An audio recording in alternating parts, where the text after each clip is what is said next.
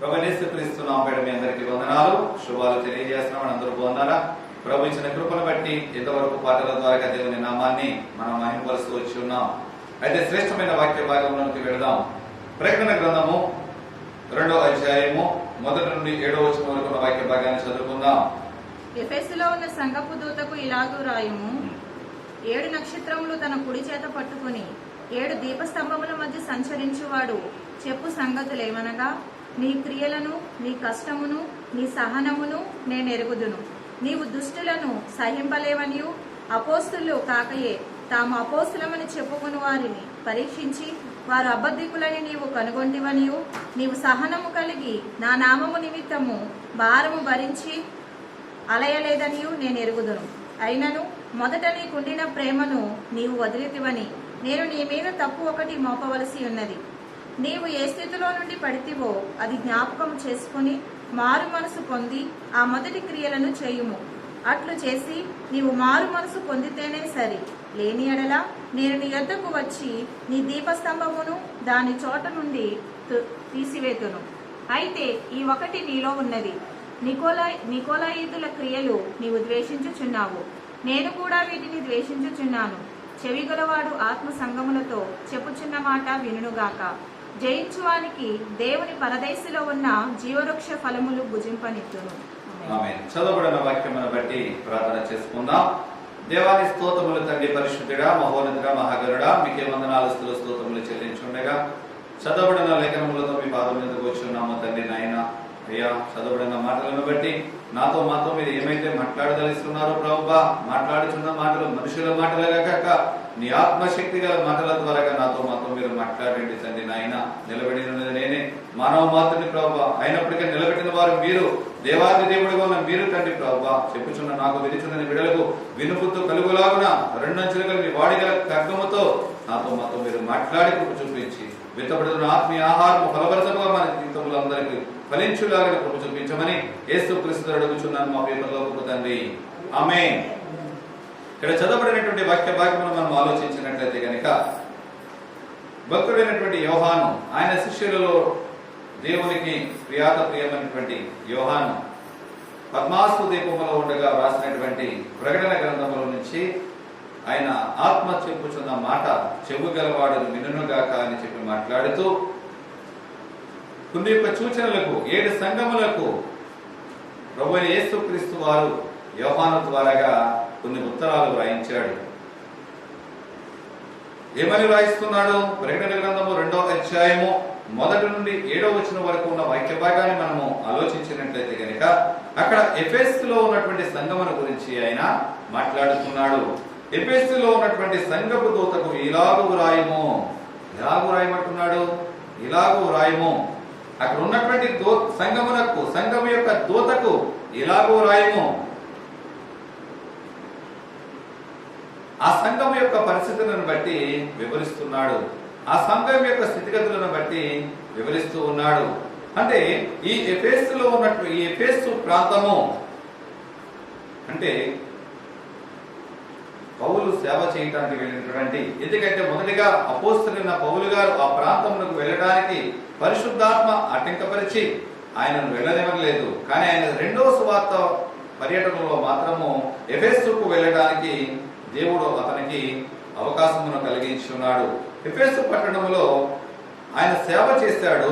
అక్కడ సంఘానికి సంఘ కాపరిగా యోహాను ఒక అధికారిగా, అధ్యక్షుడిగా ఉండి అక్కడ నడిపిస్తున్నట్లుగా చరిత్ర గ్రంథాలు మనకు తెలియజేస్తూ ఉంటాయి. అయితే ఆసియా మొత్తం అంతటిలోనూ కూడా ఈ ఎఫెసు పట్టణము ఒక ఉన్నతమైన పట్టణముగా, పేరు ప్రఖ్యాతులు గల పట్టణముగా మనకి ఇక్కడ కనిపిస్తూ ఉంది. అయితే దీనికి ఈ ఆసియాలో ఉన్నటువంటి ఎఫెసు పట్టణంలో ఒక మాయా బజారు అనే పేరు కూడా దీనికి పెట్టబడి ఉంది. ఎందుకంటే ఆయా పట్టణములు, ఆ పట్టణములో ఆయా వ్యాపారములు, వృత్తి వ్యాపారములు కావచ్చు, అనేక రకమైనటువంటి వ్యాపారములు ఈ పట్టణములో జరుగుతూ ఉండేవి. అయితే ఈ పట్టణానికి, ఆసియా ఖండానికి మొత్తానికి కూడా ఈ ఎఫెసు పట్టణాన్ని ఒక వెలుగు పట్టణముగా, అందరికీ వెలుగు ప్రకాశించే పట్టణముగా ఈ పట్టణాన్ని ప్రశంసిస్తూ ఉండేవారు. ఎందుకంటే ఆ పట్టణానికి వెళ్తున్నటువంటి యాత్రికులు అంటే ప్రయాణికులు లేదా వర్తకులు వ్యాపారస్తులు ఎవరైనప్పటికైనా కానీ ఆ పట్టణమును ఒక వెలుగు ప్రకాశించే పట్టణముగా పేరెన్నికన్నటువంటి పట్టణము ఎఫెసు పట్టణము. అయితే ఈ ఎఫెసు పట్టణము ఏ విధముగా ఉన్నది, ఎవరి స్వాధీనములో ఉన్నది అంటే కనుక అలెగ్జాండర్ పరిపాలనా కాలము ఎఫెసు పట్టణాన్ని పరిపాలించాడు. ఆ పట్టణాన్ని అంతటిని కూడా అంతముగా అలంకరించాడు. కానీ ఆయన చనిపోయిన తర్వాత లుసేమికస్ అనేటువంటి రాజు వచ్చి ఆ నగరము యొక్క ఎత్తును అంటే రాను రాను సంవత్సరాలు గడిచే కొద్ది చూడండి పురాతన కాలంలో కట్టిన ఇళ్ళన్నీ కూడా మనకు ఇప్పుడు ఏ విధంగా కనిపిస్తూ ఉంటాయి, లోతులోకి వెళ్ళిపోయినట్లుగా మనకు కనిపిస్తూ ఉంటాయి. కొత్తగా కట్టిన భవనాలేమో ఎత్తులో ఉంటాయి, పురాతన కాలంలో కట్టిన భవనాలు ఏంటంటే లోతులో ఉంటాయి. అంటే మట్టి పెరిగిపోవడం అనేది అనేక కారణాల చేత. కానీ ఇక్కడ ఎఫెసు పట్టణంను కూడా చుట్టూ బురద ఆవరించి అది లోతైన ప్రాంతంగా ఉన్న కారణము చేత అక్కడ ఉన్నటువంటి జనులందరినీ కూడా ఆయన అక్కడి నుంచి బయటికి పంపివేసి ఆ పట్టణం అంతటిని కూడా ఉన్నత స్థితిలోనికి ఇంకా ఎత్తైన ప్రాంతంలోనికి ఆ పట్టణమును అలంకరించి కట్టించినట్లుగా సలువరాత్రులతో ఆ పట్టణం అంతా కూడా ప్రకాశమానముగా చూసే వారందరి కనుదృష్టికి కూడా చూడముచ్చటగా ఆ పట్టణము కనిపిస్తూ ఉంది. కానీ ఆ పట్టణము యొక్క స్థితిగతులు ఏ విధముగా ఉన్నాయంటే కనుక ఆ పట్టణము డయానా అనే ఒక దేవత ద్వారాగా పూజింపబడు దేవతకు పూజలు చేస్తున్నటువంటి పట్టణముగా ఉండిపోయింది. డయానా అనే దేవత ఆ పట్టణము యొక్క ఆ మందిరము ఆ డయానా దేవత యొక్క మందిరము ఎంత విస్తారమైనది అంటే దాని ఆవరణము ప్రత్యేకంగానే 100 స్తంభాల మీద నిలబడి ఉన్నది. ఆ డయానా యొక్క దేవాలయము ఆ పట్టణమంతయు కూడా ఆ ప్రాంతమంతయు కూడా ఆ డయానా యొక్క దేవతకు పూజలు చేస్తూ ఉండేవారు. ఆ ప్రజలందరితో కూడా పూజలకు యోగ్యురాలుగా పూజలు చేయించుకుంటూ ఉండేది ఆ దేవత. అయితే సంతాన ప్రాప్తి కలిగించే దేవతగా ఆ దేవతకు పేరున్నది. ఈ పట్టణమంతయు కూడా ఏ విధముగా ఉన్నది అంటే కనుక ఈ వ్యాపారములతో మోసములతో అన్యాయములతో అక్రమములతో నిండిపోయిన పట్టణముగా ఈ ఎఫెసు పట్టణము మిగిలిపోయి ఉన్నది. కానీ రాను రానుగా చూస్తే అటువంటి భయంకరమైనటువంటి పట్టణం యొక్క స్థితిలో ఉండగా అక్కడికి అపోస్తలుడైన పౌలు గారు తన సువార్తను ప్రకటించడానికి క్రీస్తును గురించిన వార్త అక్కడ నశించిపోతున్న ఆత్మలను రక్షించడం కొరకు ఆ ప్రాంతానికి ఆయన తీసుకువెళ్ళినట్లుగా మనకు బైబిల్ లేఖనాలు తెలియజేస్తూ ఉన్నాయి. ఎందుకంటే దేవుడు మాట్లాడుచున్నాడు, నేను నశించిన దానిని వెతికి రక్షించడానికి ఈ లోకానికి వచ్చి ఉన్నాను. దేవుడి యొక్క తన సువర్తమానమును కూడా నశించుచున్న ఆత్మలను వెతికి రక్షించడం కొరకే తన శిష్యులను ఏర్పాటు చేసి ఈ లోకమంతటికి భూతిగంత నివాసములందరికీ కూడా సువార్తను ప్రకటించమని చెప్పాడు. ఈ భయంకరమైన పరిస్థితిలో ఎఫెసు పట్టణం ఉండగా అపోస్తలుడైన పౌలు గారు ఆ ప్రాంతంలోకి వెళ్ళి ఆ ప్రాంతమంతటిలో కూడా బలమైన సువార్తను ఆయన ప్రకటించి ఉన్నాడు. అయితే క్రీస్తు శకము 256వ సంవత్సరములో గాదీయుల యొక్క ఆధీనము ద్వారాగా ఆ సమూహము ద్వారాగా డయానా యొక్క దేవాలయము పోల్చబడి ఉన్నది. హల్లెలూయా. ఎందుకంటే ఏదో ఒక ప్రాంతము ద్వారాగా ఏదో ఒక మార్గము ద్వారాగా దేవుడు ముగింపు అనేది పలుకుతూ ఉంటాడు. ఈ డయానా యొక్క దేవాలయానికి ఎప్పుడు ముగింపు పలికాడు అంటే క్రీస్తు శకము 256వ సంవత్సరములో గాదీయులు అనేటువంటి వర్గీయుల ద్వారాగా ఆ దేవాలయమును కూలదోసి ఉన్నాడు. కానీ అపోస్తలుడైన పౌలు గారు మాత్రము తన సువార్తను మనము ప్రకటిస్తూ ఆ ప్రాంతమంతయు రక్షింపబడాలి, ఈ ప్రాంతమంతయు కూడా మార్పు చెందాలి, తెలియని దేవునికి ఆరాధన చేస్తున్నారు, ఆ ప్రాంతమంతయు కూడా ఎక్కడ ఉంటే అక్కడ ఒక ప్రాంతంలో ఒక స్కూల్లో అవకాశము దొరికితే అక్కడ ఆయన నిద్రిస్తూ పడుకుంటూ ఒక సమాజ మందిరములో 20,000 మంది కూర్చున్నటువంటి సమాజ మందిరం యొక్క ఆవరణము అక్కడ ఉండగా వారి మధ్యలో ఆయన దేవుడి యొక్క వర్తమానము ప్రకటిస్తున్నాడు. ఆ ప్రాంతమంతా అనేక మంది జనులు మార్పు చెందారు, ఆదరణ కలిగించబడ్డారు. ఎందుకంటే మోసపోయినటువంటి జీవితాలు, ఆక్రమణలతో దురావస్థలో ఉన్నటువంటి ప్రజలు, వ్యాధి బాధలతో సమస్యలతో ఉన్నటువంటి జనులు అనేక మందిగా ఆ ప్రాంతంలో ఉండి ఉన్నారు. పౌలు గారు చెప్పుతున్న మాటలను బట్టి యేసే క్రీస్తుని వారు ఎప్పుడైతే తెలుసుకుని ఒప్పుకుంటున్నారో, వారి జీవితాలలో జరుగుతున్న కార్యములను బట్టి, వారి జీవితాలలో జరుగుతున్న మేలులను బట్టి ప్రతి ఒక్కరూ కూడా ప్రభువును అంగీకరిస్తూ ప్రభువు మార్గములో నడుచుకుంటూ ఉండేవారు. మొదటి కొరింథీ పత్రిక 16వ అధ్యాయము 9వ వచనాన్ని ఒకసారి మనం చూసుకున్నట్లయితే కనుక అక్కడ అపోస్తలుడైన పౌలు గారు మాట్లాడుతూ, కార్యానుకూలమైనటువంటి మంచి సమయము నాకు ప్రాప్తించి ఉన్నది, మరియు ఎదురించువారు అనేకులున్నారు కనుక పెంతెకోస్తు వరకు ఎఫెసులో నిలిచి ఉందును. హల్లెలూయా. పెంతెకోస్తు దినము వరకు కూడా నేను ఎక్కడ ఉంటానో? ఎఫెసులోనే ఉంటాను. ఎందుకంటే ఇక్కడ వ్యతిరేకించే వారు ఎక్కువ ఉన్నారు, ఇక్కడ దేవుని నామానికి ఆయాసపరిచే వారు ఎక్కువ ఉన్నారు. ఎందుకంటే దేవుడు మంచి సమయాన్ని నాకు ఇచ్చి ఉన్నాడు. మంచి అనుకూలమైన సమయాలలో కార్యానుకూలమైన మంచి సమయంలో దేవుడు నాకు ప్రాప్తించి ఉన్నాడు కనుక ఇప్పుడే నేను వెళ్ళిపోయిన వాడిని కాదు. ఎందుకంటే ఆయన యాత్ర వివరాలు మనం చూసుకున్నట్లయితే కనుక పౌలు గారి యాత్రలు దక్షిణ కాలంలో మనం మాట్లాడుకుని ఉన్నాం. కానీ ఎఫెసులో ఆయన గడిపినటువంటి సమయము, ఎఫెసు వాసుల కొరకు ఆయన పడినటువంటి ప్రయాస, ఆ ప్రజలందరూ మార్పు ఆయన చూసినప్పుడు ఆయన ఆనందమే వేరండి. ఆ జనులలో ఇంకా అనేక మంది మార్పు లేదని, ఎదురాడుతున్నటువంటి ప్రజలు అనేక మంది ఉన్నారని చెప్పి పెంతెకోస్తు దినము వరకు కూడా నేను ఇక్కడే ఉంటాను అని దేవుడు మాట్లాడుచున్నాడు. అపోస్తలుడైన పౌలు గారి ద్వారా నీకు నాకు తెలియజేస్తున్నాడు. కానీ దేవుని పరిచర్యలో, దేవుని సంగముగా క్రైస్తవ బిడ్డలుగా ఉన్నటువంటి నీవు నేను ఆయన పని కొరకు ఎంత సమయాన్ని వెచ్చించగలుగుతున్నాం? ఎంత సమయము దేవుని కొరకు నీవు నేను వాడబడగలుగుతున్నాం? ఆలోచించగలుగుతున్నామా? విశ్రాంతి దినము లేకపోతే పునరుద్ధాన దినముగా ఆయన మందిరావరణలోకి వెళ్ళాలి కనుక అని చెప్పి ఆ 2 గంటలు రావాలి, 3 గంటలు గడుపుతున్నామే కానీ దినదినము దేవుని కొరకు సమయాన్ని మనం కేటాయించగలుగుతున్నామా?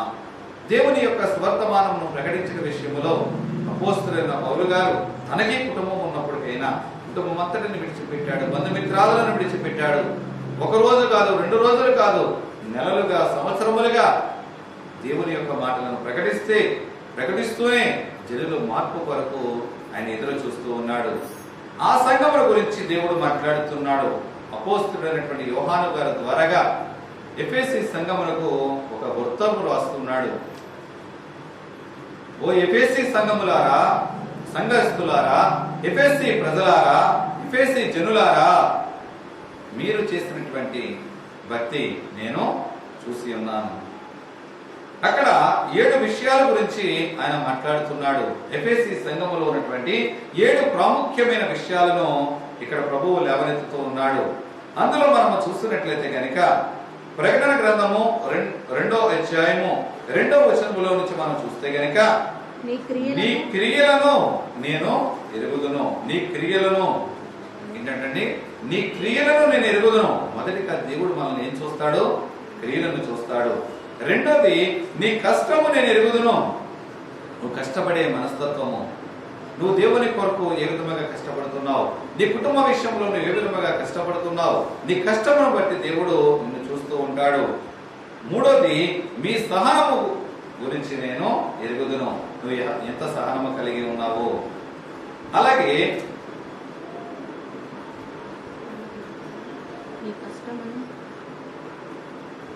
నీవు దుష్టులను సహింపలేవనియు నేను ఎరుగుదును. నీవు దుష్టులను సహింపలేవని కూడా నేను ఎరుగుదును.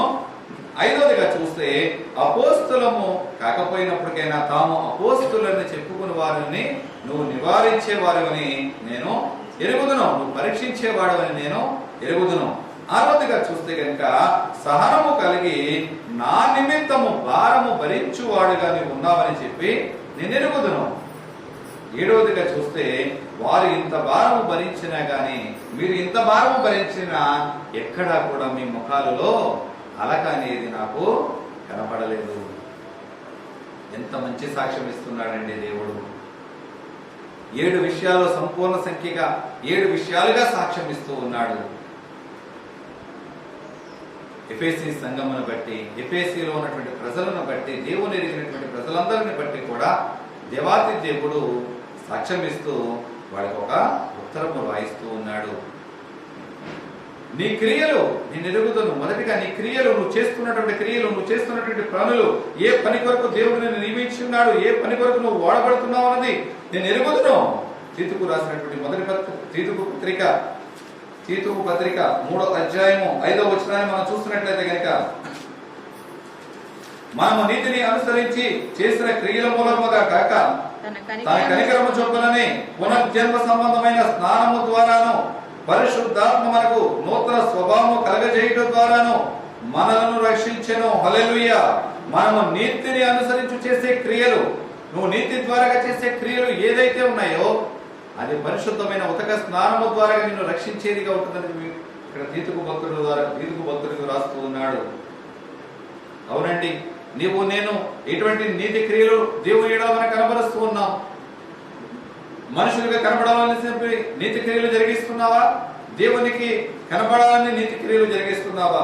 నీ క్రియలు ఏదైనప్పటికైనా దేవుని ఎడల నీతిని అనుసరించి క్రియల మూలముగా నువ్వు జీవించినట్లయితే కనుక అది నిన్ను తన కనికరము చొప్పున పునర్జన్మ సంబంధమైన స్నానము ద్వారా నిన్ను ఎక్కడగా చేస్తుందండి?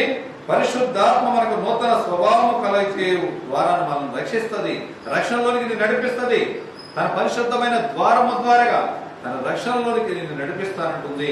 ఏదంటే నువ్వు నీతి ద్వారా జరిగించే క్రియలు, నువ్వు యథార్థముగా జరిగించే క్రియలు, మనం నడిచే క్రియలు. మనం అందరం అనుకుంటూ ఉంటాం, చేస్తున్నటువంటి తప్పుడు పని అప్పటికైనా నేను చేసే క్రియలు, నా క్రియలు చాలా మంచివి. గుడ్డివాడు ఎదరవాడు మనకు ఎలా కనిపిస్తాడు? తన గుడ్డివాడై ఉండి ఎదరవాడి యొక్క గుడ్డితనమును మనము పోల్చుతూ ఉంటాం. ఆత్మీయ గుడ్డితనముతో ఉన్నటువంటి మన ఆత్మీయ జీవితము ఏ విధంగా జీవిస్తున్నాం? మనం చేస్తున్నటువంటి పనులు నీతి పనులు కాకపోయినప్పటికైనా నీతి పనులని చెప్పి సమర్థించుకునే వారిగా ఉంటున్నామేమో. ఎదరవారిని బాధపడుతూ, ఎదరవారిని ఆయాసపడుతూ, దేవుని దుఃఖపరుస్తూ నీతి క్రియలు నేను చేస్తున్నానని చెప్పి ఒకవేళ భ్రమలో నేను జీవిస్తున్నామేమో. ఆలోచించగలుగుతున్నావా? మనం ఆలోచించగలిగే వారిగా మనం జీవించాలండి. నీ నీతి ద్వారా చేసే క్రియలు సమస్తమును కూడా నేను పరిశుద్ధాత్మ అనేటువంటి ఉదక స్నానము ద్వారా రక్షణలోనికి నడిపిస్తారని చెప్పి వాక్య భాగం మనకు తెలియజేస్తుంది. అదే విధముగా రోమిలు రాసినటువంటి పత్రిక 4వ అధ్యాయము 5వ వచనాన్ని చదువుకుందాం. పని చేయక భక్తిహీనుని 4వ అధ్యాయం రోమిలు రాసినటువంటి పత్రిక 4వ అధ్యాయము 5వ వచనం. పని చేయక భక్తిహీనుని నీతిమంతునిగా తీర్చువాని యందు వాని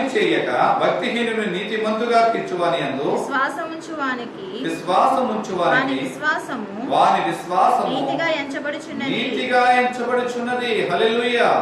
పని చేయక భక్తిహీనుని నీతిమంతునిగా తీర్చువాని యందు విశ్వాసముంచువానికి వాని విశ్వాసము. పని చేయ ప్రతి ఒక్కరూ కూడా నీతిమంతులుగా దేవుడు తీర్చబడాలని, దేవునిలో నీతిగా ఉండాలి, సంఘములో సమాజముగా నీతిమంతులుగా యథార్థవంతులుగా జీవించాలి. నువ్వు ఎక్కడ ఉన్నప్పటికైనా, ఏ స్థితిలో ఉన్నప్పటికైనా దేవుని ఎడల విశ్వాసముగా నీతిమంతులుగా నీవు ఉంచాలని చెప్పి దేవుడు నన్ను కోరుకుంటూ ఉన్నాడు. ఎందుకంటే అబ్రహాము యొక్క విశ్వాసమును చూస్తున్నట్లయితే కనుక అతను దేవుడిని నమ్మిన కనుక అది అతనికి నీతిగా ఎంచబడింది. దేవుని నమ్మటంలో నీతి, దేవుని ఎడల నడుచుకున్నట్టు అందులో మన నీతి ఏ విధముగా మనం కనబరుచుకుంటున్నామో అన్నది మనము ఆలోచించగలుగుతూ ఉండాలి. నీ క్రియల మూలముగా నీ విశ్వాసమును బయలుపరుస్తూ ఉండాలి. ప్రభువా అంటూ ఆయన పాదముల చెంత పడి ప్రార్థిస్తూ, ఒకవేళ నీకు పేదవాడి కనుక వాడికి సహాయం చేయకపోతే కనుక, నీ తోటివాడు ఆపదలో ఉన్నప్పుడు ఆయన అదుకోకపోతే కనుక నీ క్రియల మూలముగా జీవించలేనటువంటి విశ్వాసము అది మృతమే కానీ దేవునికి అంగీకారమైనటువంటి విశ్వాసము మాత్రము కాదు. ఎఫెసీ పత్రిక 2వ అధ్యాయము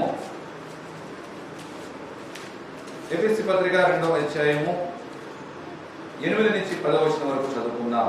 మీరు విశ్వాసము ద్వారా కృపచేతనే రక్షింపబడి ఉన్నారు. ఇది మీ వలన కలిగినది కాదు, దేవుని వరమే. అది క్రియల వలన కలిగినది కాదు కనుక ఎవడనూ అతిశయపడ వీలు లేదు. మరియు వాటి యందు మనము నడుచుకొనవలెనని దేవుడు ముందుగా సిద్ధపరిచిన సత్క్రియలు చేయుటకై మనము క్రీస్తు యేసునందు సృష్టింపబడిన వారమై ఆయన చేసిన పని అయి ఉన్నాము. హల్లెలూయా. ఆయన చేసిన పని అయి ఉన్నాము. ఎందుకంటే నువ్వు ఆయన నీ కొరకు చేసిన పని దేని కొరకు నువ్వు నిర్మించాడు అంటే కనుక ఈ లోకములో నువ్వు సత్క్రియల ద్వారా నువ్వు నడుచుకోవాలని, దేవుని చిత్తములో నువ్వు వాడబడాలని, విశ్వాసము ద్వారా కృప కొరకు నువ్వు ఎదురు చూసే వారిగా ఉండాలని చెప్పి దేవుడు నిన్ను ఈ లోకానికి పంపించున్నాడు. ఆయన కృప చేత రక్షింపబడినటువంటి నీవు ఒకవేళ నీ స్వప్రయోజనం బట్టి, నా స్వశక్తిని బట్టి నేను ఒకవేళ రక్షింపబడ్డాను, నా స్వశక్తిని బట్టి నేను జీవిస్తున్నాను, నా స్వశక్తిని బట్టి నేను దేవుని ఆరాధన చేస్తున్నాను, నా స్వశక్తిని బట్టి నా చేతి పని అని నేను నిర్వర్తిస్తున్నాను అని చెప్పి ఒకవేళ నువ్వు అతిశయపడుతున్నావేమో, అది నీ శక్తి వలన కాదు, ఆయన కృపను బట్టి, అది దేవుని వరమును బట్టే నీవు రక్షింపబడ్డావు, దేవుని కృపగల హస్తములు నీకు తోడైన బట్టే నువ్వు రక్షింపబడ్డావని చెప్పి ఇక్కడ అపోస్తలుడైన పౌలు గారు మాట్లాడుచూ ఉన్నాడు. అంటే ఇది మీ క్రియల వలన కాదు కనుక ఎవడను అతిశయపడ వీలు లేదు. దేవుడు అనుగ్రహించిన కృపావరమును బట్టి నువ్వు నడుచుతున్న నడవడిక నీ క్రియల మూలముగానే కాదు, ఆయన కృపలో నిన్ను జ్ఞాపకం చేసుకున్నాడు కనుకనే నువ్వు అతిశయించడానికి వీలు లేదు. ఇది నేను కనుక ఇక్కడ సహాయం చేస్తానండి, నేను కనుక ఇంతమందికి భోజనాలు పెట్టాను, నేను కనుక ఇంతమందికి సహాయపడుతున్నాను, నేను కనుక ఈ వైద్యము నేను లేకపోతే ఎవరు చేయరు, నేను లేకపోతే మందిరం యొక్క తలుపులు ఎవరు తెరవరు, నేను లేకపోతే మందిరము తుడిసేవాడే లేడు. ఎవరండి అది? అతిశయపడుట నేనే లేకపోతే ఈ లోకమే లేదు అని అతిశయపడడానికి లేదు. నిన్ను నిర్మించిన వాడు క్రీస్తు, నేను ఈ లోకానికి పంపినవాడు ఆయనే. ఆయన కృపను బట్టి ఈ లోకములో జీవిస్తున్నటువంటి నీవు నేను మనముగా అతిశయపడితే ఎట్లా? ఒకవేళ అతిశయపడే వారిగా నీవు జీవిస్తున్నావేమో, నీవు నీతి క్రియలను బట్టి దానిలో నడుచుకోవాలని, ఆ నీతి క్రియల మూలముగా దేవునిని మహిమపరచాలని చెప్పి దేవుడు కోరుకుంటూ ఉన్నాడు. అటువంటి నీతి క్రియలు ఎఫెసు సంఘములో దేవుడు చూస్తానని మాట్లాడుతూ ఉన్నాడు. అటువంటి నీతి క్రియల ద్వారా ఎఫెసీ జనులు దేవుని ఆరాధన చేసేవారని చెప్పి, దేవుని మహిమపరిచేవారని, ఆయన క్రియల మూలముగా దేవుని హత్తుకునేవారని చెప్పి ఇక్కడ అపోస్తలుడైన పౌలు గారు మాట్లాడుతూ ఉన్నాడు. అయితే ఎఫెసీ పత్రిక 5వ అధ్యాయము 18వ వచనం చూద్దాం. మరియు మద్యముతో మత్తులై ఉండకుడి, దానిలో దుర్వ్యాపారము కలదు. అయితే ఆత్మపూర్ణులై ఉండండి. నువ్వు ఎక్కడ ఉన్నప్పటికైనా, ఏ నీతి కార్యములు చేస్తున్నప్పటికైనా, ఎన్ని పుణ్యకార్యాలు దాన ధర్మాలు చేస్తున్నప్పటికైనా సరే, నీవు మద్యము మత్తులో మాత్రము ఉండకు. అందులో ఏముంది? దుర్వ్యాపారం ఉన్నది. ఆత్మపూర్ణులుగా మీరు జీవించాలే గాని మద్యము మత్తులో ఉండి మద్యపు పూర్ణులుగా నువ్వు జీవిస్తే కనుక అది నీ క్రీస్తు వాడు కాలేవు. ఎఫెసీ వారసులారా, నువ్వు ఏ విధముగా జీవిస్తున్నావు ఆలోచించగలుగుతున్నామా? ఆలోచించే వారికి మనం జీవించాలి. నీవు నేను ఈ లోకమనే మత్తులో ఒకవేళ జీవిస్తున్నామా? ఈ లోకమైనటువంటి ప్రతికూలమైన పరిస్థితుల్లో ఒకవేళ జీవించగలుగుతున్నామా? ఆలోచించగలగాలి. నీవు నేను ఎక్కడ జీవిస్తున్నాము, ఏ విధముగా జీవించగలుగుతున్నాము? ఒకవేళ మనకు తెలియకే ఒకవేళ దుర్వ్యాపారానికి కారకులు అవుతున్నామేమో. అలనాటి యూదులు తెలియక పాపం చేసి ఉన్నారు. ఈనాడు నీవు నేను తెలిసి పాపములు చేస్తూ దేవునికి ఆయాసము కలిగించే వారిగా ఉంటున్నాము. ఆలోచించగలుగుతామండి. నీ క్రియలు నేను ఎరుగుదును, నీ కష్టము నేను ఎరుగుదును. కష్టపడే మనస్తత్వము ఎఫెసీ సంఘానికి ఉంది. దేవుని పని విషయంలో కష్టపడే మనస్తత్వము. ఒళ్ళు దాచుకునే వారు కాదండి వారు, పనిని దాచుకునే వారు కాదు వారు. కష్టపడే మనస్తత్వము గలవారు ఎఫెసీ సంఘము. అదే ప్రభువైన యేసుక్రీస్తు వారు ఎఫెసీ వాసులకి ఉత్తరము రాయిస్తూ ఉన్నాడు. మీ కష్టము నేను ఎరుగుదును. నువ్వు కష్టించి కూడా నువ్వు నా కొరకు ఏ విధముగా కష్టపడుతున్నావో నాకు తెలుసు. నా విధముగా నువ్వు ఏ విధముగా ప్రయాసపడుతున్నావో నాకు తెలుసు మాట్లాడుచు ఉన్నాడండి. నీ కష్టముల గురించి, నీ ప్రతికూలతల గురించి నాకు తెలుసు అదే మాట్లాడుతున్నాడు. నీవు నేను ఏ విధముగా జీవించగలుగుతున్నాం, నీవు నేను ఏ విధముగా ఉండగలుగుతున్నాం ఆలోచించగలుగుతున్నామా? నీవు నేను ఎక్కడ జీవించగలుగుతున్నాం, ప్రభువు కొరకు ఏ విధముగా కష్టపడగలుగుతున్నాం ఆలోచించగలుగుతున్నామా? ప్రభు అదే మాట్లాడుచున్నాడు. ఎఫెసీ సంఘము యొక్క కష్టమును ఆయన చూచుచున్నటువంటి దేవుడు, ఎఫెసీ సంఘము యొక్క కష్టమును ఆయన చూచుచున్నటువంటి దేవుడుగా ఆయన మాట్లాడుతూ ఉన్నాడు. కానీ నీవు నేను ప్రభువు కొరకు ఏ విధముగా కష్టపడుతున్నాం, ప్రభువు కొరకు ఏ విధముగా నీవు నేను జీవించగలుగుతున్నాం ఆలోచిద్దామండి. ఎందుకంటే మనం ఒక్క దినము కష్టపడ్డామంటే కనుక ఆ కష్టానికి ప్రతిఫలం ఆలోచిస్తున్నాం ప్రభువులో, ఆ కష్టానికి దేవుడి ఎడల ప్రతిఫలం ఆలోచిస్తూ ఉన్నాం. కానీ ఎఫెసీ సంఘము మాత్రము ఎక్కడా కూడా ప్రతిఫలం ఆలోచించలేదండి, ప్రతిఫలం ఆశించలేదు. ఎఫెసీ సంఘము ఎక్కడ ఉన్నప్పటికైనా సేవకుడు వచ్చాడు అంటే కనుక, ప్రభువు పని ఉంది అంటే కనుక అలుపెరగక పనిచేసిన సంఘము ఎఫెసీ సంఘము. అలాగే మూడోదిగా మీ సహనమును నాకు తెలుసు.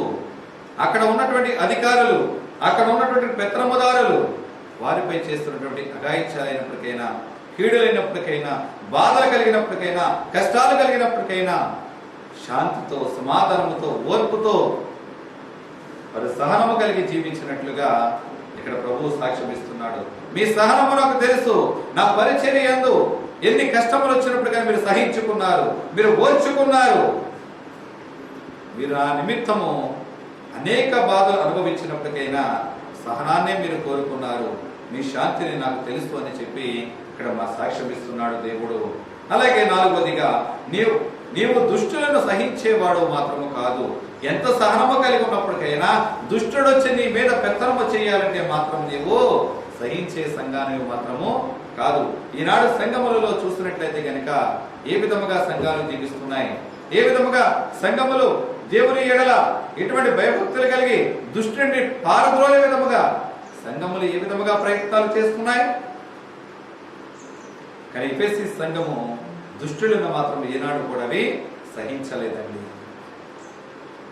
ఎన్ని ప్రయోగాలైనా చేయొచ్చు, ఎటువంటి ఏతలనైనా పెట్టొచ్చు, కానీ ప్రభువు కొరకు ఓర్చుకుని సహించారే తప్ప ప్రభువును బట్టి ఆయాసకరమైన పనులు చేస్తే మాత్రం దుష్టుని సహితము కూడా పారద్రోలేటువంటి ధైర్యము కలిగినటువంటి సంఘము ఎఫెసీ సంఘము. ఐదవదిగా మనం చూస్తే అపోస్తలులు కాక తాము అపోస్తలమని చెప్పుకున్న వారిని పరీక్షించేదానివి నీవు. అపోస్తలులు కాక, ఈనాడు సేవకులు కాక సేవకులని చెప్పుకుంటూ అబద్ధ ప్రవక్తలుగా లోకములో వస్తున్నటువంటి జనులను బట్టి ఈనాడే కాదండి, క్రీస్తు దినములలోనే క్రీస్తు ప్రకటించాడు, నా రాకడ సమీపించుతున్న కొలది అబద్ధక బోధకులు అనేక మంది వస్తూ ఉంటారు. గొర్రెల మందను చెదిర్చిన విధముగా సంఘాలను చెదిర్చివేస్తూ ఉంటారు. అనేక మంది ప్రజలను ప్రభు అక్కడ ఉన్నాడు, ఇక్కడ ఉన్నాడు అని చెప్పి ప్రవచనాలు పలుకుతూ ఉంటారు. కానీ ప్రభు ఎక్కడ ఉన్నాడు? అక్కడ ఇక్కడ వారి దగ్గర వీరి దగ్గరే కాదండి, సమస్త జనాంగముల దగ్గర కూడా ఒకే టైంలో, ఒకే నిమిషంలో, ఒకేసారి అందరి దగ్గర కూడా ఉండగలిగినట్టు మన ప్రభు క్రీస్తు వారు. అబద్ధ బోధకులు వస్తారు, జాగ్రత్త. వారిలో ఉన్నటువంటి అపవిత్రతను బట్టి మేమే దాసులమని, మేమే ప్రవక్తలమని చెప్పుకుంటున్న వారు అనేక మంది ఉంటారు. వారిని బట్టి నీవు సహించేవాడు కాదు. నువ్వు దేవుని వాక్యాన్ని బట్టి వెళ్తున్నావా? వారు చెప్పే మాట అబద్ధమైన మాట అయితే కనుక ఇది బైబిల్ గ్రంథంలో ఎక్కడుందో చూపించు, దేవుని వాక్య భాగము ఎక్కడుందో మాకు చూపించు. ఏనాడైనా నువ్వు అడగలుగుతున్నావా? బైబిల్కు వ్యతిరేకముగా ఉన్న మాటలను ఏనాడైనా సేవకుడిని అడగగలుగుతున్నామా? ఆలోచించగలగాలి. ఏ బోధ పడితే ఆ బోధ మనం నమ్మేవారిగా మనం ఉండకూడదండి. నువ్వు ఎక్కడ మీటింగ్కి వెళ్ళవచ్చు, లేకపోతే నువ్వు ప్రయాణమై వెళుతున్నప్పుడు ఏ సంఘములో కానీ సహవాసము కానీ అక్కడ ప్రార్థనలోకి ఏకీభవించడానికి నువ్వు వెళ్ళొచ్చు. కానీ ఆ సమయంలో ప్రకటింపబడుతున్నటువంటి వాక్యము వాక్యానుసారమైనటువంటి వాక్యమా కాదా?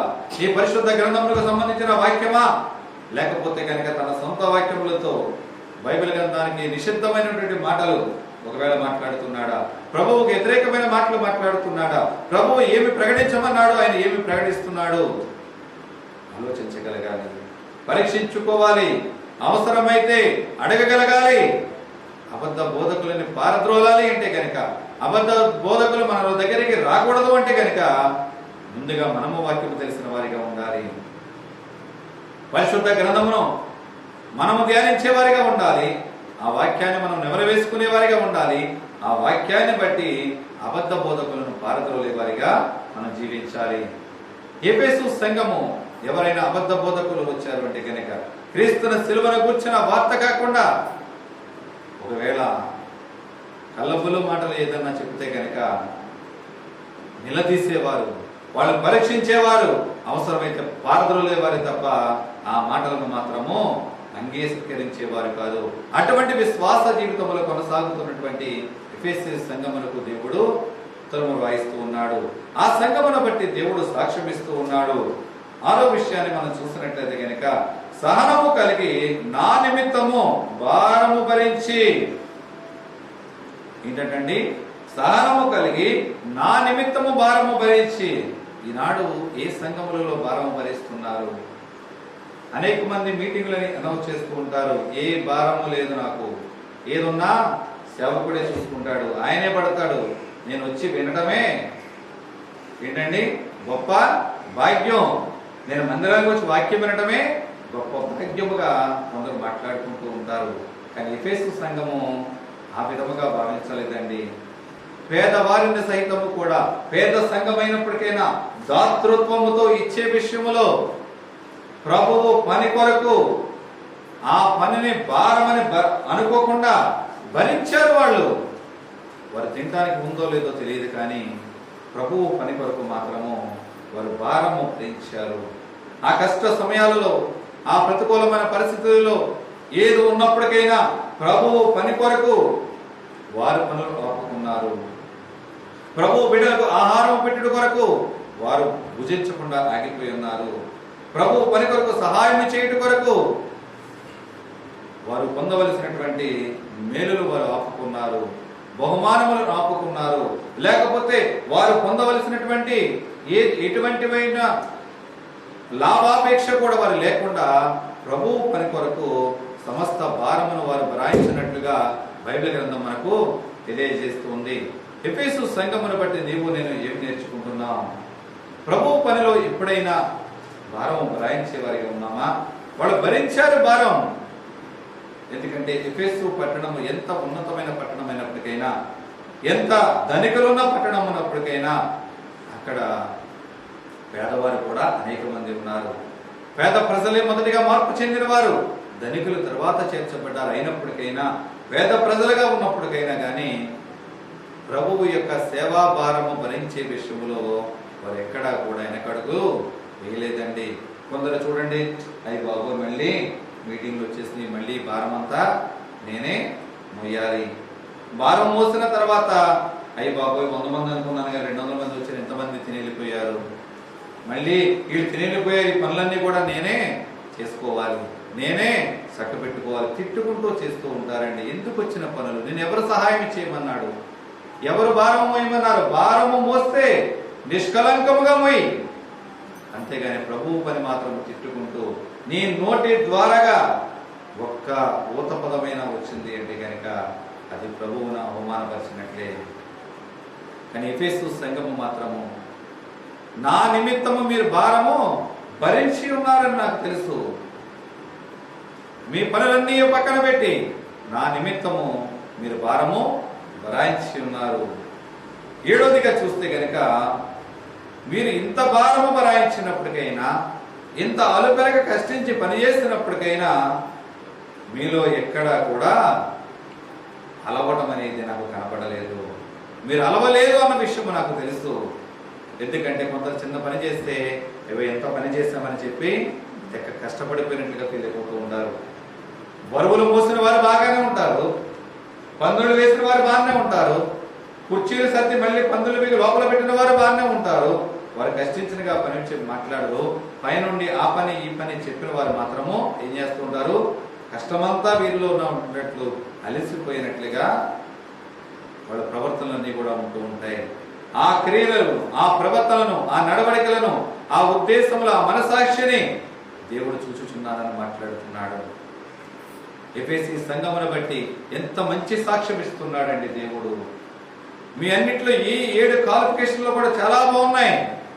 మీరు ఎంత కష్టపడినప్పటికైనా, ఎంత పని చేసినప్పటికైనా, ఎంత భారము మోసినప్పటికైనా మీరు మాత్రము అలవలేదు అనే విషయం నాకు తెలుసు.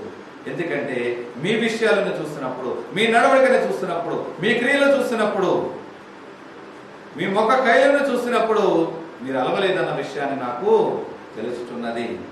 అయినప్పటికైనా మీరు ఇంత యోగ్యమైన విషయాలు మీలో ఉన్నప్పటికైనా, ఇంత గొప్ప విషయాలు మీరు చేస్తున్నప్పటికైనా, ఇంత మంచి కార్యముల ద్వారా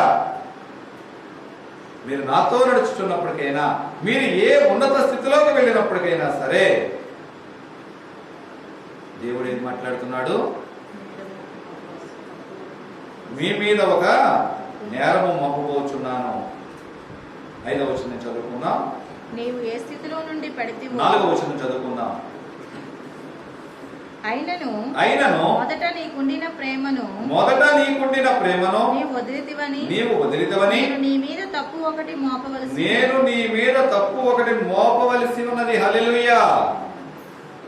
నువ్వు ఏ స్థితిలో ఉన్నప్పటికైనా సరే నీ మొదటి ప్రేమను నువ్వు కోల్పోయావు, నీ మొదటి ప్రేమను నువ్వు వదిలివేస్తావనే నేరము నీ మీద మోపవలసి ఉన్నది. ఎఫెసీ సంఘము ఎంత ఉన్నత స్థితిలో ఉన్నప్పటికైనా, ఎంత ప్రభువు భారం మోసినప్పటికైనా కానీ మొదటి ప్రేమను కోల్పోయి ఉంది. మొదటి స్థితిని ప్రేమను కోల్పోయి ఉంది. ఒక నూతనంగా పెళ్ళైనటువంటి భార్యాభర్తలు ఒకవేళ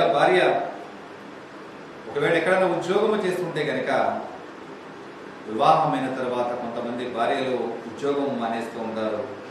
నేను చేయవలసిన ఉద్యోగము ఇది కాదు, నా భర్త యొక్క క్షేమము చూడటమే నా ఉద్యోగము, నా భర్త యొక్క యోగక్షేమములు చూసుకోవడమే నా ఉద్యోగము అని చెప్పి మానేసినటువంటి యవనస్తులైనటువంటి పెళ్లి కుమార్తెలు అనేక మంది ఉంటూ ఉంటారు. ప్రేమ ఉద్యోగముల కన్నా భర్తను ప్రేమించే విధానము, భర్తపై ఉన్నటువంటి మమకారము, భర్తపై ఉన్నటువంటి ప్రేమ ఏ విధమైన ప్రేమ అంటే కనుక విడదీయలేనటువంటి ప్రేమ. వారు కలిసి ఉండే జీవితమును వాళ్ళు ఆస్వాదిస్తూ ఉంటారు. అయితే ఆ ప్రేమలో దేనిని వదులుకుంది? లోకమనే సంపాదనను వదులుకుంది, లోకమనే ఉద్యోగమును వదులుకుంది. ఎందుకంటే ఉదయకాలం 9 గంటలకు వెళితే మళ్ళీ సాయంకాలం వస్తుంది. కానీ అంతవరకు కుటుంబం యొక్క యోగక్షేమములు, భర్త యొక్క యోగక్షేమములు తెలుసుకోవాలని, భర్త యొక్క యోగక్షేమములు చూసుకోవాలని చెప్పి ఒక ఉద్యోగము మానేసినటువంటి స్త్రీ ఏ విధముగా అయితే భర్త యొక్క ప్రేమను పొందుకుంటుందో, భర్తకు తన ప్రేమను కనబరుస్తుందో, సంఘముగా సహవాసముగా ఉన్నటువంటి నీవు నేను, వరుడుగా ఉన్నటువంటి ప్రభువును, వధువుగా ఉన్నటువంటి సంఘముగా ఎటువంటి ప్రేమను కనబరుస్తున్నాం. కానీ ఎఫెసు సంఘము మొదటి ప్రేమను కోల్పోయి ఉన్నావని చెప్పి ఇక్కడ దేవుడు మాట్లాడుతున్నాడు. నువ్వు మొదటి ప్రేమను కోల్పోయి ఉన్నావు అన్నటువంటి నేరము నీపై మోపవలసి ఉన్నది.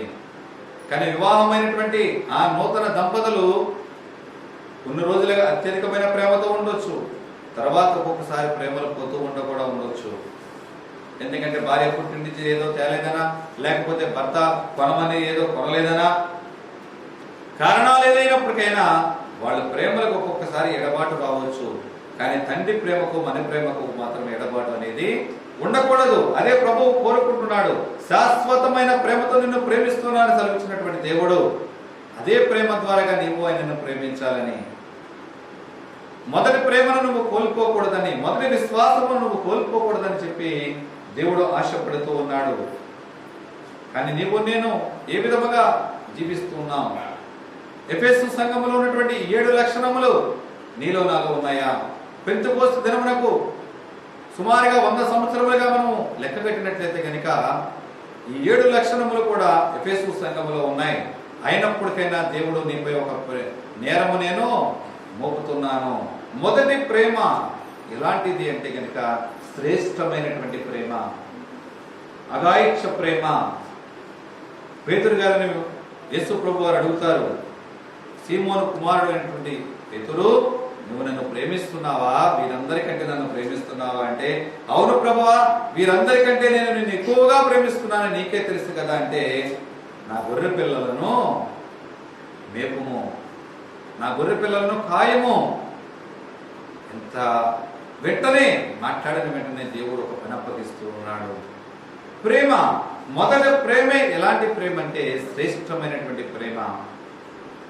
కానీ ఆ శ్రేష్టమైనటువంటి ప్రేమ కడవరకు ఉండాలని దేవుడు కోరుకుంటున్నాడు. అటువంటి శ్రేష్టమైనటువంటి ప్రేమ శాశ్వత కాలం ఉండాలని దేవుడు కోరుకుంటున్నాడు. ఎవరైతే నన్ను ప్రేమిస్తారో వాడు నా తండ్రిని కూడా ప్రేమిస్తాడు.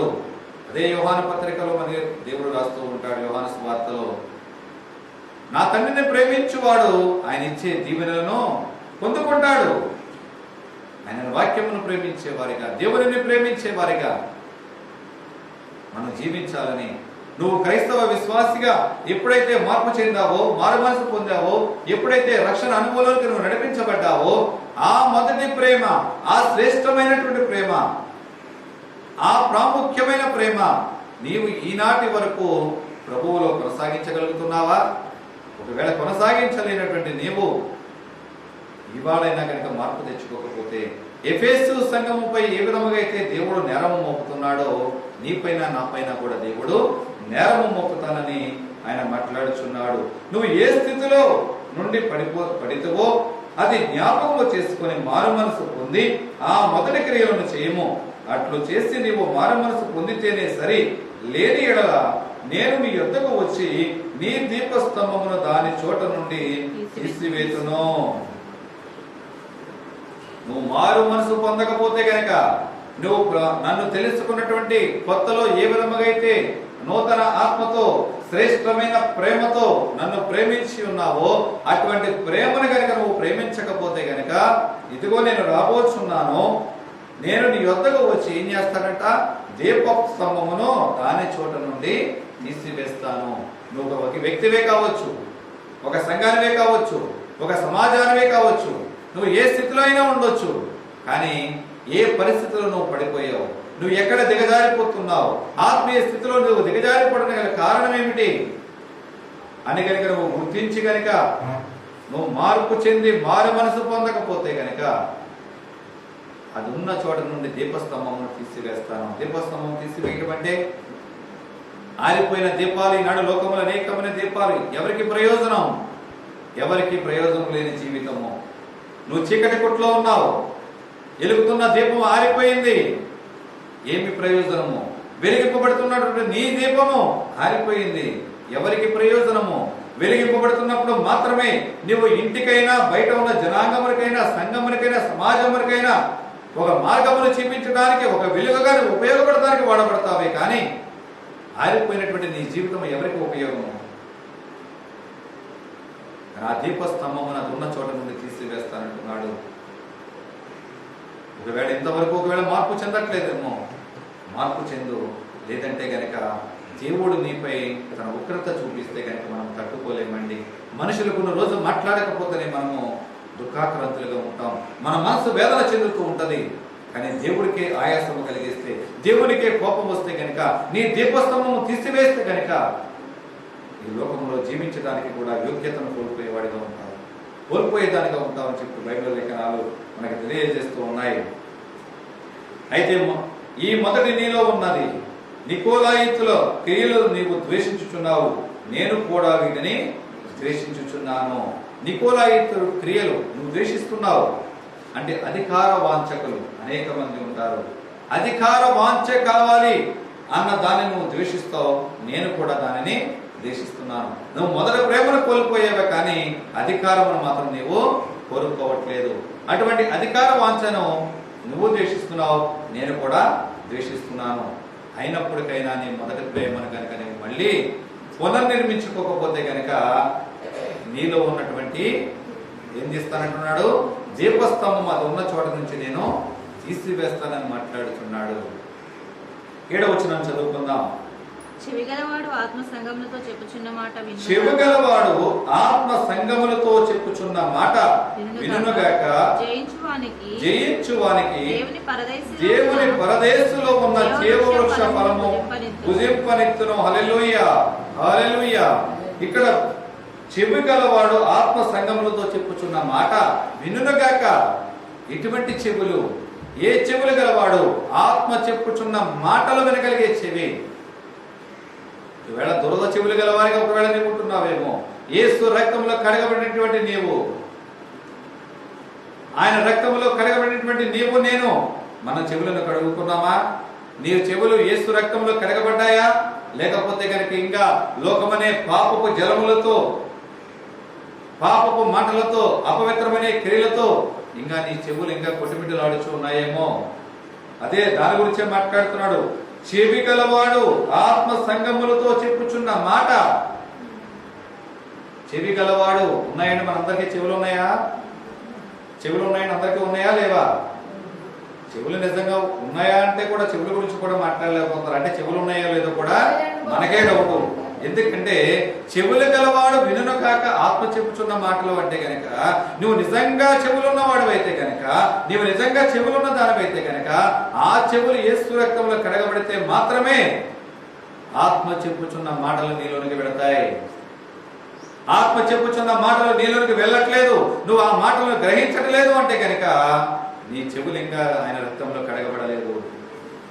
నువ్వు యేసు రక్తంలో కడగబడ్డానన్న భ్రమలో ఉంటున్నావు అంతే. ఆయన రక్తంలో కడగబడలేదు. ఆయన రక్తంలో కడగబడినటువంటి చెవులు ఆయన ఎప్పుడెప్పుడు మాట చెప్పుతాడో వినుదామని చెప్పి ఆలోచన కలిగి ఉంటాయి. అబ్రహామును మనం చూసుకున్నప్పుడు ఎప్పుడైతే ప్రభువు పిలుస్తాడా అని చెప్పి ఆయన ఎంత పనిలో ఉన్నప్పటికైనా ప్రభువు పిలిచిన వెంటనే చిత్తము ప్రభువా, రెండో మాటకి అవకాశం ఇవ్వలేదండి, రెండో పిలుపుకి అవకాశం ఇవ్వలేదు. మొదటి పిలుపుకే చిత్తము ప్రభువా అని మాట్లాడుతూ ఉండేవాడు, ప్రత్యుత్తరం ఇస్తూ ఉండేవాడు. అందుబాటులో ఉండే యోగ్యమైన పాత్రగా, పనికొచ్చే పాత్రగా ఉన్నాడు. ఎందుకంటే అతని నీతిని క్రియలను బట్టి ఆయన దేవుణ్ణి నమ్మాడు కనుక అది అతనికి నీతిగా ఎంచబడిన కారణం చేత. కానీ నీవు నేను ఎటువంటి చెవులు గలవారిగా ఉన్నాము? ఆయన రక్తంలో కడగబడిన చెవులైతే కనుక ఈనాడు ప్రకటింపబడినటువంటి మాటల ద్వారా, ఎఫెసు సంఘము ద్వారా నువ్వు ఏమి నేర్చుకున్నావు?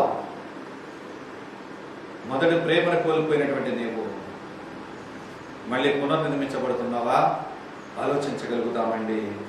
ఆత్మ చెప్పుచున్న మాట చెవులు గలవాడు వినుగాక. జయించువానికి దేవుని పరదేశంలో ఉన్న జీవ వృక్ష ఫలములు భుజించనిత్తును.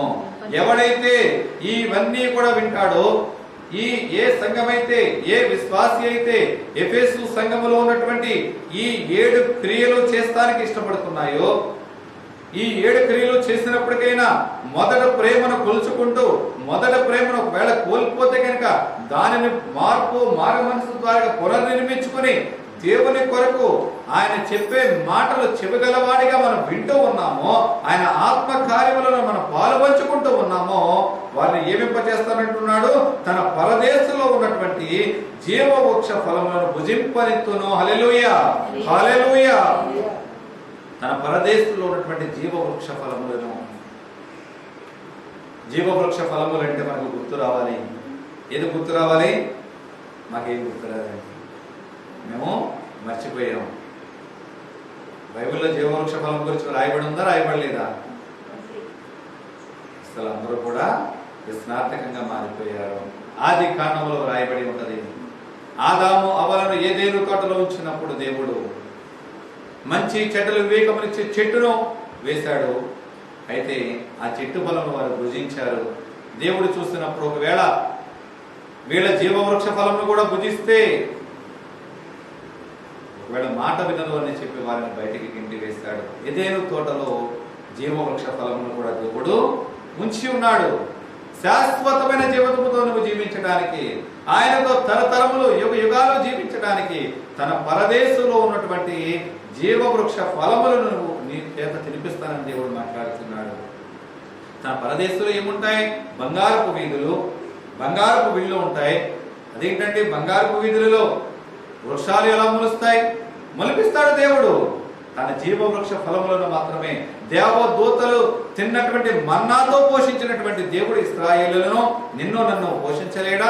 ఆయన వాగ్దానం ఇచ్చి మాట ఇచ్చినటువంటి దేవుడు తన పరదేశంలో నిన్ను తీర్చుకున్నప్పుడు నిన్ను పత్తు ఉంచడానికి ఆయన తీసుకువెళ్ళట్లేదండి, నిన్ను ఉపవాసం ఉంచడానికి ఆయన తీసుకువెళ్ళట్లేదండి. తన పరదేశంలో దేవదూతలు భుజించే భోజనం పెట్టడానికి, దేవదూతలకు అన్నటువంటి ఉన్నతమైన స్థితిలో నిన్ను కూర్చోబెట్టడానికి, తన పరదేశంలో ఉన్నటువంటి జీవవృక్ష ఫలముల నుంచి నిన్ను తృప్తిపరుస్తానని చెప్పి దేవుడు మాట్లాడుచున్నాడు. నా ప్రియ సంఘముగా నీవు నేను ఏ విధముగా జీవిస్తున్నాము? ఎఫెసు సంఘమునకు భక్తుడైన యోహాను ద్వారాగా పద్మాసు దీపముల నుంచి ఉత్తరము రాయిస్తున్నాడు దేవుడు. ఎఫెసు వాసులారా, ఆత్మ చెప్పుచున్న మాట చెవులు గలవారిగా మీరు వినగలుగుతున్నారా? మీలోన క్రియలన్నీ కూడా నేను చూసి ఉన్నాను, మీలోన సహనమును నేను చూసి ఉన్నాను, మీ కష్టాన్ని చూసి ఉన్నాను, దుష్టులని అసహించుకుంటారని నేను చూసి ఉన్నాను, అపోస్తులు కాక వచ్చినటువంటి అబద్ధ బోధకులు మీరు పారద్రోలుతారని నేను చూసి ఉన్నాను, అయ్యే సహనము కలిగిన భారమంతి మీరు మోసి ఉన్నారని నేను చూసి ఉన్నాను. ఇవన్నీ చేసినప్పటికైనా మీరెక్కడా కూడా అలవక ఉండటం కూడా నేను చూసి ఉన్నాను. కానీ మీలో మొదటి ప్రేమను మాత్రం కోల్పోతున్నారు. ఆ మొదటి ప్రేమను మనం ఏమి చేయాలి? ఈరోజు ఎఫెసీ సంఘంలో ఒక మాదిరికరముగా తీసుకుంటూ దాతృత్వము గలవారిగా మొదటి ప్రేమను పునర్నిర్మించుకుంటూ పడిపోయినటువంటి దావీదు గుడారమును తిరుగుకట్టు విధముగా మన గుడారమును పునర్నిర్మించుకునే వారిగా ఉంటూ ఆయన ఆత్మ చెప్పే మాటలు వింటూ ఆయన పరదేశంలోకి చేర్చబడి ఆయన ఇచ్చే జీవవృక్ష ఫలమును తినేవారిగా జీవితం. ఇంతవరకు ఒకవేళ లోకములో తిరిగి లోకాశలను బట్టి ఒకవేళ తప్పిపోయి ఉన్నావేమో, ఇకనైనా మార్పు చెందు, మారు మనసు పొంది ఆయన ఇచ్చే జీవవృక్ష ఫలాలు తింటూ ఆయన నిత్య రాజ్యానికి వారసురాళ్ళం అవుతూ ఆయన రాజ్యము కొరకు ఎదురు చూద్దాం. ఆయనతో సహవాసము చేస్తూ ఆయన నిత్య రాజ్యములో ఆయనతో ఉంటూ మేలులతో తృప్తిపరచబడుతూ ఆయన ఇచ్చే ఆశీర్వాదాలు పొందుకుందాం. అటువంటి కృప పరిశుద్ధాత్ముడైన దేవుడు మనందరికీ కలుగజేయునుగాక. ఆమేన్. ప్రార్థన చేసుకుందాం. దేవాని స్తోత్రములు తండ్రి, పరిశుద్ధుడా మహోన్నతుడానికి వందనాలు స్తోత్రములు తండ్రి. ఈనాడు ఎఫెసీ సంఘమును మా మధ్యలో పెట్టి మీరు మాట్లాడిన విధానం బట్టి నీకే స్తోత్రములు ప్రభువా. అలనాడు ఎఫెసీ సంఘము తండ్రి ప్రభువా, అయ్యా అనేకమైన విగ్రహారాధుల మధ్యలో మేము జీవిస్తున్నప్పటికైనా అపోస్తలుడైన పౌలు గారి ద్వారా నువ్వు మాట్లాడుతూ అక్కడ స్వర్తమానము ప్రకటిస్తూ ఒక నాయకుడుగా కాపరిగా భక్తుడైన యోహానును నిలబెట్టి తండ్రి ప్రభువా, అయ్యా వారితో నువ్వు మాట్లాడుచున్న దేవుడు కదా. అవును తండ్రి, నీ పరిచర్య కొరకు వారు కష్టించి ఉన్నారు, వారి క్రియల మూలముగా నీ పరిచర్యను విస్తరించి ఉన్నారు తండ్రి ప్రభువా, కష్టించి ఉన్నారు, స్వలాభము కొరకు చూడకుండా ప్రభువా దాతృత్వంతో నీ భారమనంతా భరాయించి ఉన్నారు, అబద్ధ బోధకులను పారద్రోలి ఉన్నారు తండ్రి. అయినప్పటికైనా వారు అలసిపోలేదయ్యా. ఈనాడు మేము కొద్దిలోనే అలసిపోయినట్లుగా భారము భరాయించినట్లుగా తండ్రి ప్రభువా మాలో మేము ఉంటున్నామే, కానీ నీ కొరకు కష్టించలేని వారుగా ఉన్నామయ్యా. ఈనాడు ఎఫెసీ సంఘము ద్వారాగా నాతో మాతో మీరు మాట్లాడి ఉన్నారు. మా క్రియలు సరి చేసుకుంటూ మా మొదటి ప్రేమను కోల్పోయినట్టు మా మొదటి ప్రేమను మేము పునర్నిర్మించుకుంటూ ప్రభువా అనేక మందికి మాదిరికరముగా జీవించే జీవితంలో గడపడానికి నన్ను మమ్మల్ని వాడుకోండి ప్రభువా. దావీదు కుమారుడు దాటిపోవద్దు, విత్తబడిన ఆత్మీయ ఆహారము అనేక మంది జీవితాలలో ఫలభరితముగా ఉండులాగా కృప చూపించి నీ నామ మహిమార్థమైన నన్ను మమ్మల్ని వాడుకుని సహాయం ఇచ్చమని యేసుక్రీస్తు అడుగుచున్నాను మా ప్రియ పరలోకపు తండ్రి. ఆమేన్. ఆమేన్. ఆమేన్. అందరికీ వందనాలండి.